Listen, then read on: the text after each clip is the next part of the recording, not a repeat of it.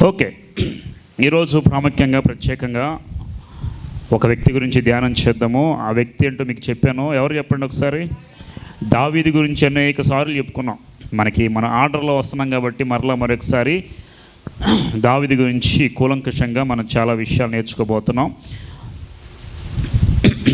సౌలుకి దేవుడు రాజ్యం ఇచ్చాడు, కానీ ఆ రాజ్యాన్ని ఏం చేసుకున్నాడు? నిలబెట్టుకున్నాడా, పోగొట్టుకున్నాడు. సౌలుకి ఇచ్చిన రాజ్యాన్ని సౌలు తన చేతులారా పోగొట్టుకున్నాడు.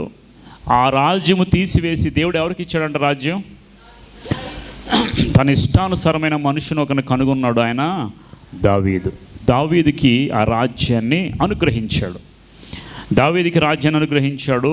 సౌలు సదాకాలము ఇశ్రాయేలు మీద రాజుగా చేద్దామనుకుంటే సౌలు ఏమనుకున్నాడంటే తొందరపడి యాజకత్వం జరిగించి సమూయేలు ప్రవక్త రాకముందే అన్నీ ఆయనే నేను చేద్దాం అనుకో అని చెప్పి ఏం చేసాడు? అన్నీ కూడా ఆయనే బలి అర్పించేశాడు, దహన బలి అర్పించేశాడు.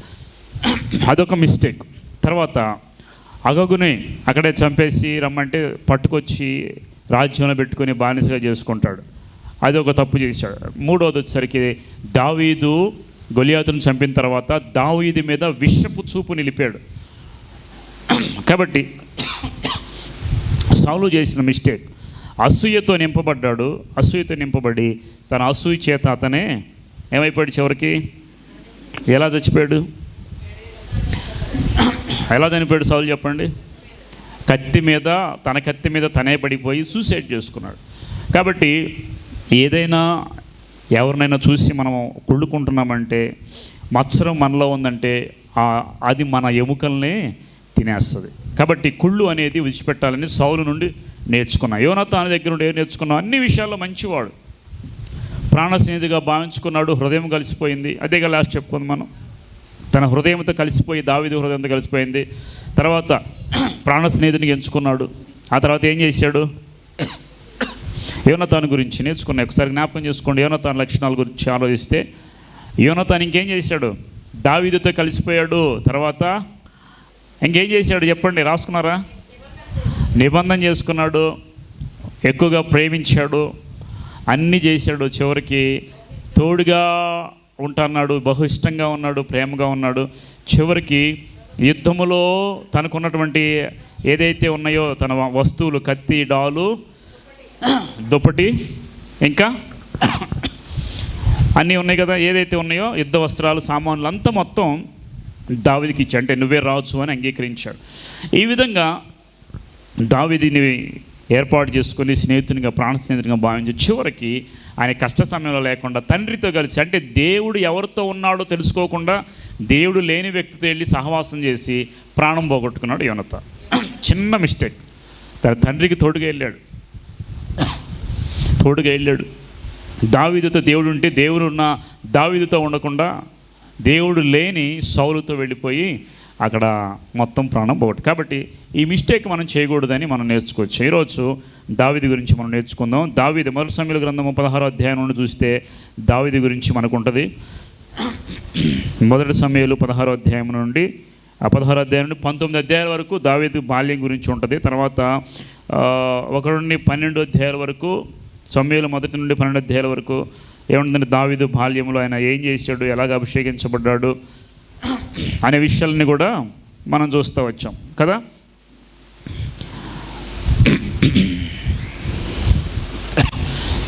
చూడండి ఒకసారి. దావీదుని అభిషేకిస్తాడు. ఎక్కడ ఉందో వచ్చిన చూడండి ఒకసారి. దావీదుని అభిషేకిస్తాడు. ఎవరు అభిషేకించేది? సమూయేలు ప్రవక్త. అమ్మ అది ఎన్నో అధ్యాయం చూడండి ఒకసారి. 16, 13, 16, 12 ఒకసారి. 16వ అధ్యాయము 12వ వచ్చినమా? ఓకే. 12లో ఏముంది? అతను వాని పిలువ నమ్మించి లోపల తోడుకొని వచ్చాను. అతను ఎర్రని వాడును, చక్కని నేత్రము గలవాడును, చూచుటకు సుందరుడే మాట ఇంకా ముందు కూడా ఒకరికి వాడబడింది. ఎవరికి చెప్పండి? మోషే సుందరుడు. తర్వాత నిన్న కూడా సౌలు కూడా సౌందర్యం కలిగిన వాడు. సౌలు భుజముల వరకు ఎత్తుగా ఉండి సౌందర్యం కలిగిన వాడు సౌలు. ఇప్పుడు దావీదు కూడా ఎలాంటి వాడు? అంటే దేవుడు అందరూ సుందరులు ఏర్పాటు చేసుకుంటాడు కానీ అందవిహీనలు ఏర్పాటు చేసుకోడా? ఎప్పుడైనా గమనించారా మీరు?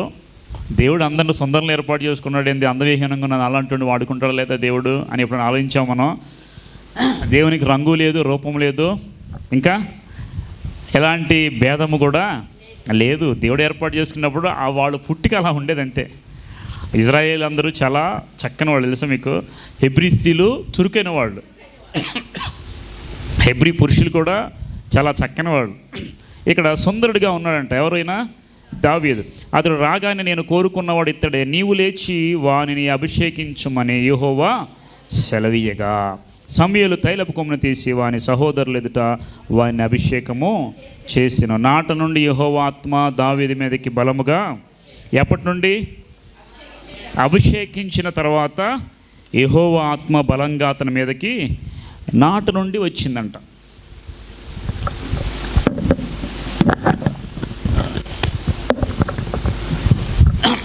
దానికంటే ముందు దేవుని ఆత్మ ఇతని మీదకి వచ్చే ముందు గొర్రెలు మేపుతూ ఉంటే ఎలుగుబంటి ఒకసారి వచ్చింది, సింహం ఒకసారి వచ్చింది.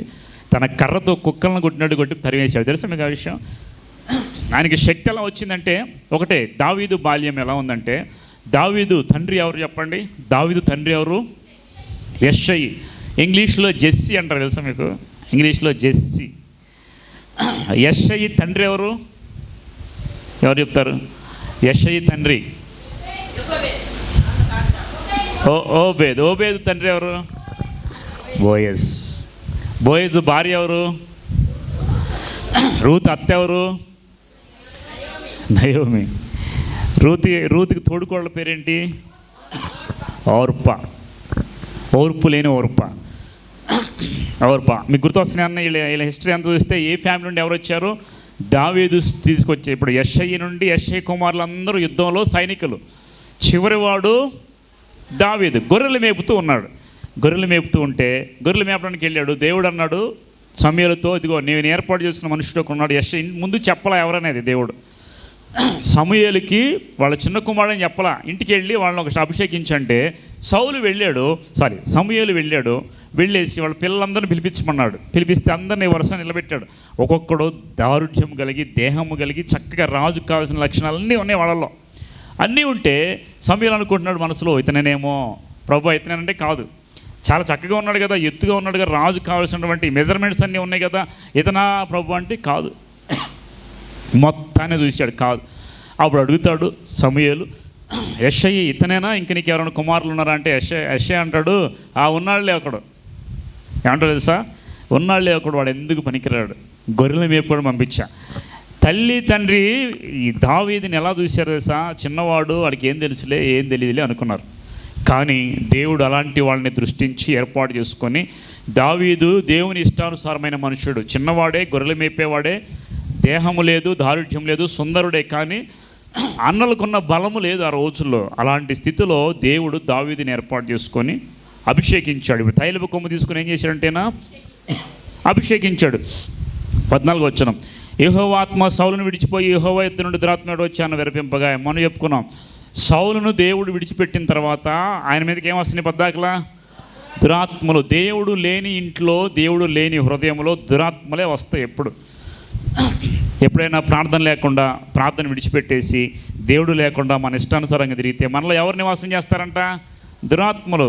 దేవుని దగ్గర నుండి దురాత్మలు వచ్చినట్టు బైబిల్ గ్రంథంలో చూడండి. అది విడిచిపోయిన తర్వాత యెహోవా యొద్ద నుండి దురాత్మ ఒకటి వచ్చేసింది. దేవుడు భ్రష్టత్వానికి అప్పగించేశాడు సౌలుని.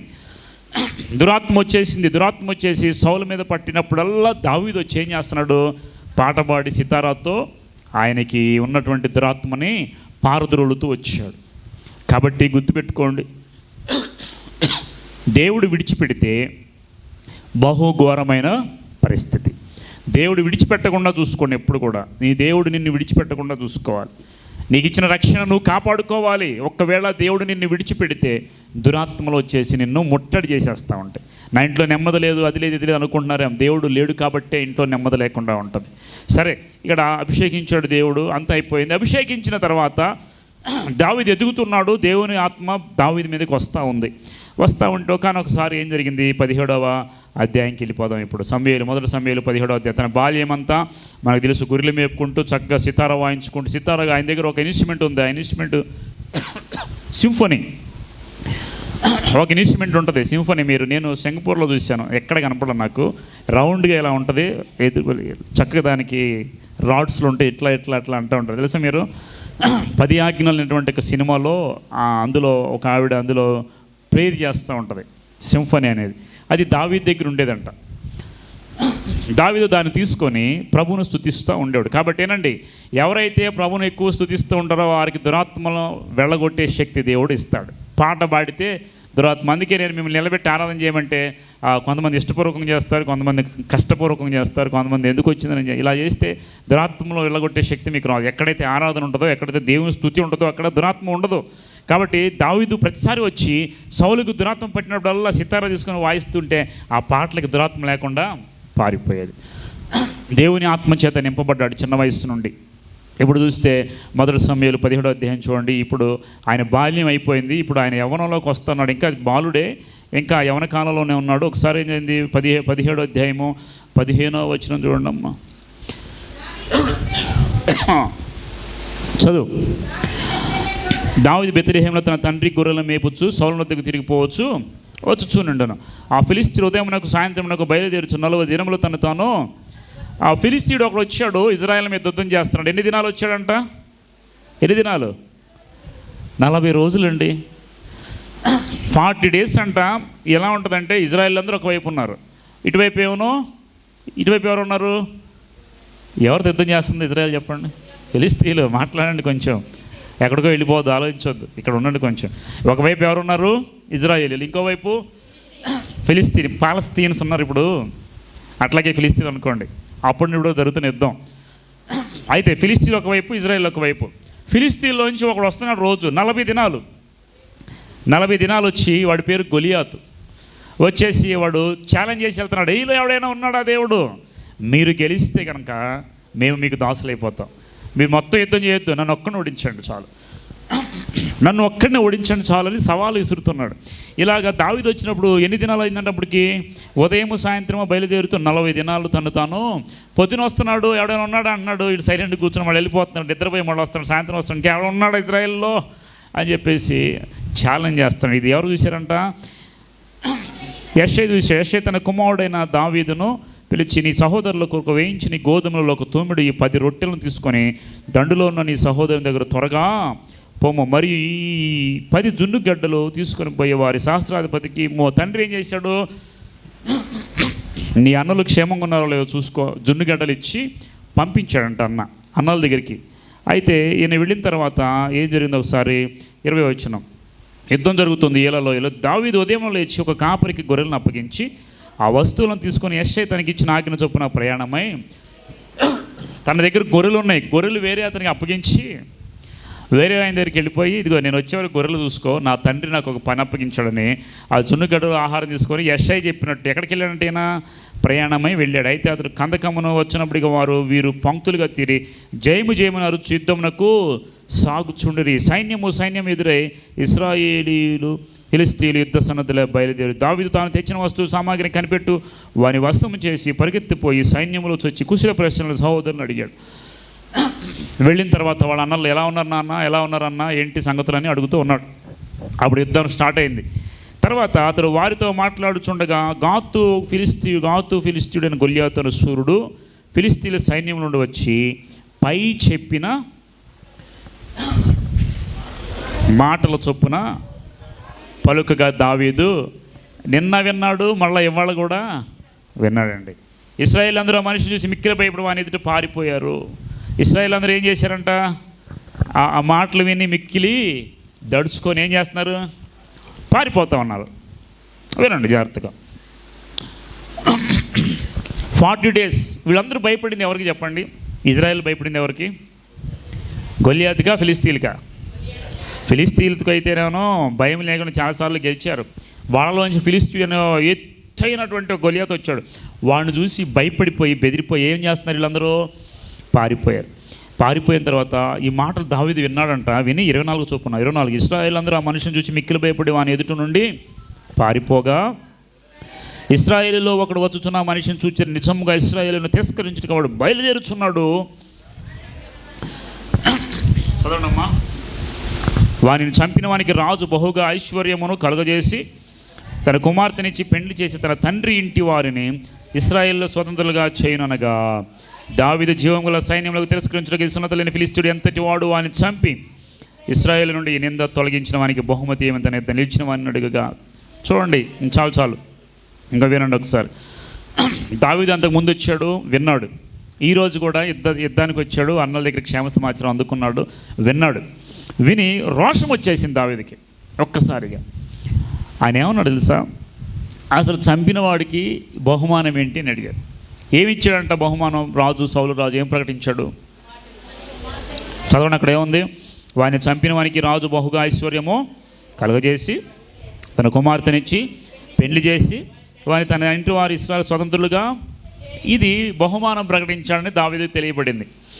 విన్న తర్వాత ఇప్పుడు దావీదు అంటాడు, దావీదులో ఉన్న ఒక మంచి క్వాలిటీ చూడండి. ఒక మాట, దావీదు 26వ వచనం, జీవము గల దేవుని సైన్యములను తిరస్కరించుటకు ఏ సున్నత లేని ఫిలిష్తీయుడు ఎంతటి వాడు. చాలు వినండి, ఈరోజు మీకు ఒక విశ్వాస ఛాలెంజ్. దావీదు మాట్లాడినట్టు ఇజ్రాయెల్లో ఒక్కడు కూడా మాట్లాడలేదు. ఎందుకని? కారణం ఏంటి? దావీదు గొలియాతును చూశాడు. అసలు అందరికన్నా దావీదు చిన్నవాడు. ఇజ్రాయేల్ సైన్యంలో అన్నలు బహుగా ఎక్స్పీరియన్స్ కలిగిన వాళ్ళు, చాలా ఎక్స్పీరియన్స్ ఉంది వాళ్ళకి. కానీ ఇంత ఎక్స్పీరియన్స్ ఉన్నప్పటికీ రాజుకు కానీ సైన్యాధిపతులకు శతాధిపతులకు కానీ అందరూ యుద్ధంలో ఆరితేరిన వాళ్ళు. కానీ ఆ గొలియాతును చూసి భయపడిపోయి మిక్కిలి భయపడిపోతూ ఉంటే దావీదు చూసిన తర్వాత ఒకటే మాట మాట్లాడాడు, ఈ సున్నత లేని జీవము గల దేవుని తిరస్కరించుటకు ఈ సున్నత లేని ఫిలిష్తీయుడు ఏ పార్చివాడు. ఈ మాట పలకడానికి దావీదుకి అంత ధైర్యం ఎక్కడ వచ్చింది? కారణం ఏంటి? విశ్వాసము మిగతా వాళ్ళకు లేదా? సౌలుకు లేదా? సౌలుకు లేదా? వీళ్ళందరూ దేవుని చేత ఏర్పాటు అభిషేకించబడ్డాడు. సౌలు కూడా అభిషేకం ఉంది సౌలు మీద, తర్వాత దావీదు మీద కూడా అభిషేకం ఉంది. ఇప్పుడు దావీదుకి దేవుడు తోడుగా ఉన్నంతకాలం బాగానే ఉన్నాడు. ఎప్పుడైతే దేవుడు విడిచిపెట్టాడో సౌలు పక్షంగా దేవుడు లేడు కదా. కానీ దావీదుకు మాత్రం జీవము గల దేవుణ్ణి తిరస్కరించడానికి ఈ సున్నత లేని ఫిలిష్తీయుడు ఒకటే చూశాడు.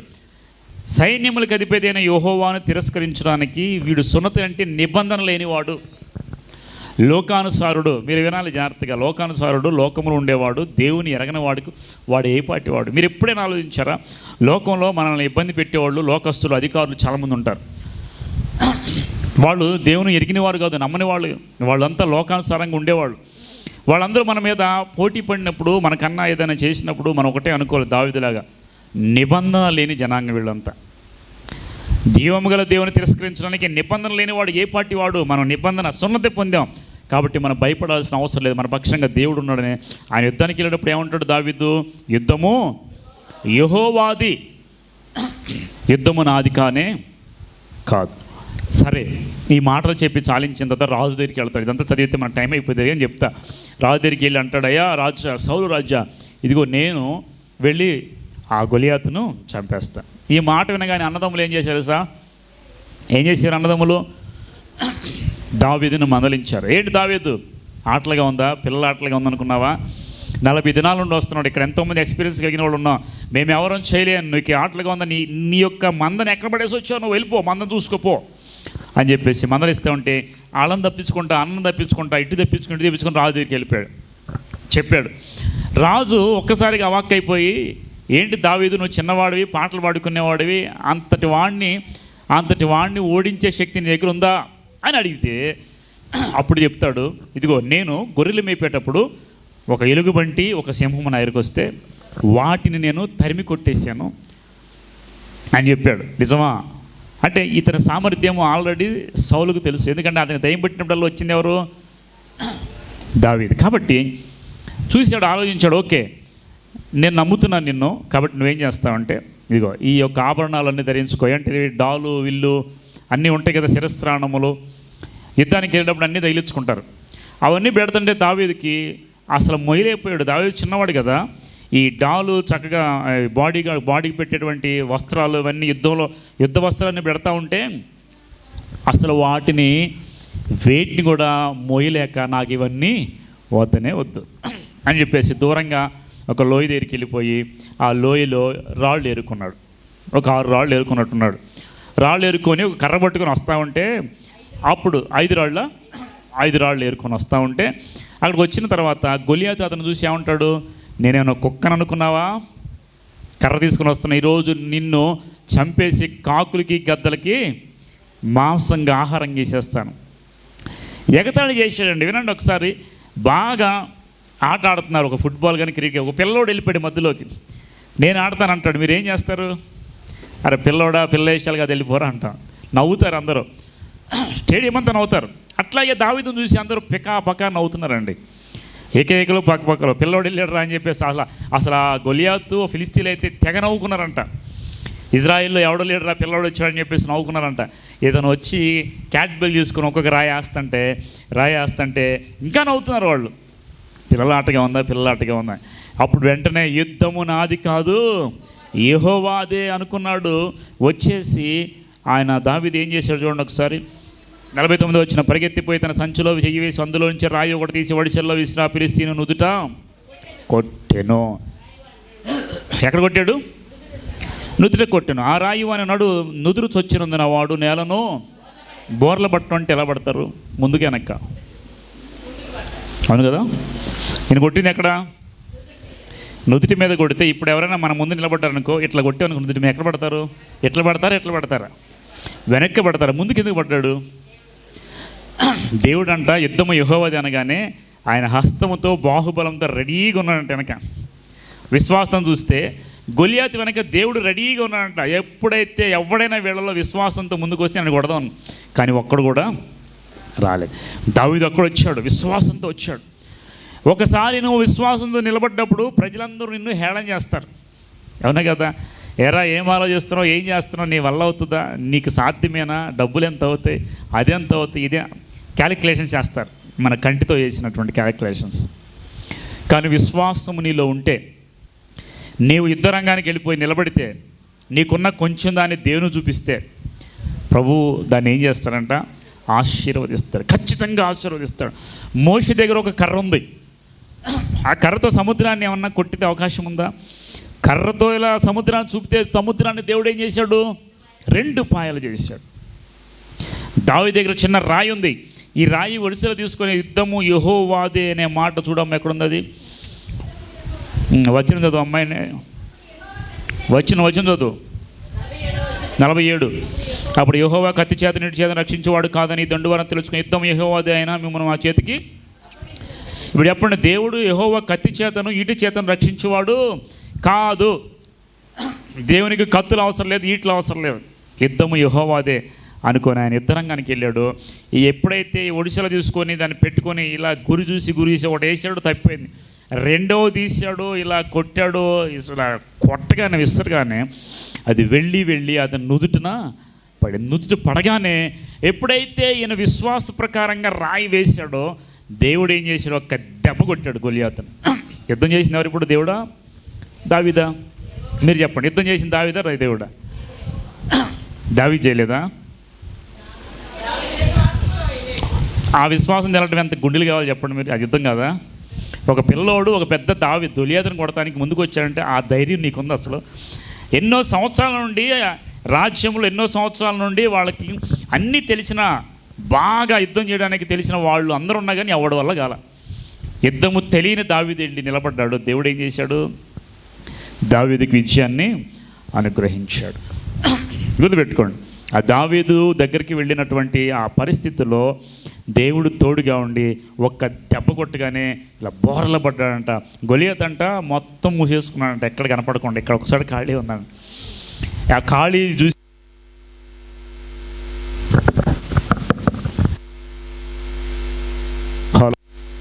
చెక్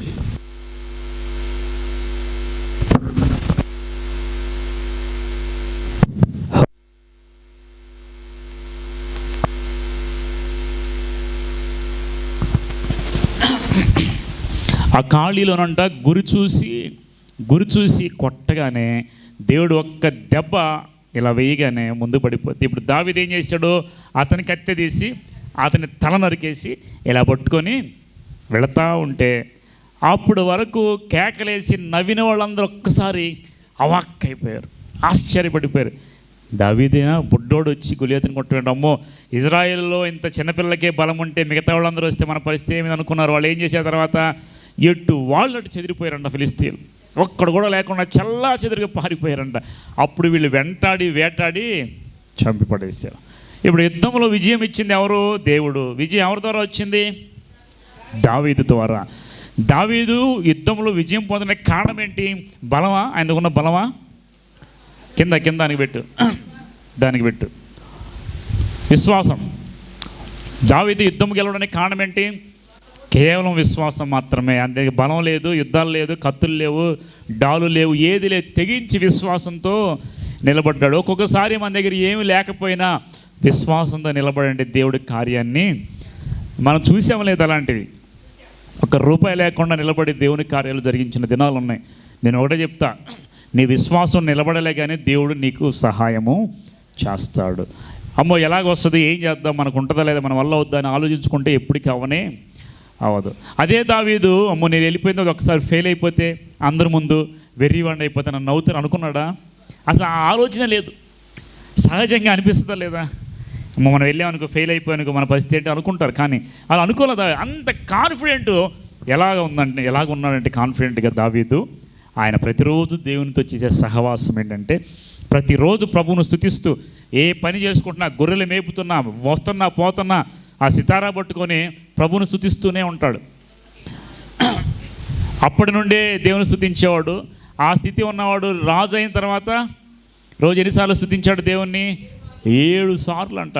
దావీదు నీలాంటి నాలాంటి సాదాసీదా మనిషి కాదు. అయ్యా ప్రార్థనకి రండి, ప్రార్థన చేద్దాం, ఎక్కడ కుదురుతుందండి, టైం అసలు కుదరట్లేదు, మాకు ఆ చుట్టాలు వచ్చారు, లేదంటే ఆ పని ఉంది, ఈ పని ఉంది, ఉద్యోగం ఉంది, జాబ్ ఉందని ఏదో ఒకటి చెప్పుకుంటాం.